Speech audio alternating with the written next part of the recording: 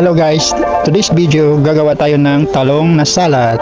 So una isusugbahin natin ng talong para madali tanggalin yung balat. Yan, so isa-isa natin babalatan guys. So ito yung mga lamas na kailangan natin guys: sibuyas, kamatis, luya, spring onions. So hiwa-hiwain natin guys ng maliliit na piraso. Then kailangan natin gumawa ng sauce, suka, tuyo. Haluin lang natin guys. So lalagyan natin ng kakunting mantika. Then halu-haluin natin guys. Then saka natin ibubuhos sa talong. Yan guys. So nilagay ko na rin dyan guys yung mga lamas.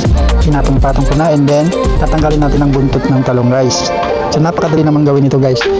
So after that guys is didikdikin natin ng ganyan guys, o gagamitan natin ng tinidor. Yan guys, tapos na. Nakagawa na tayo ng eggplant salad. Thank you very much for watching.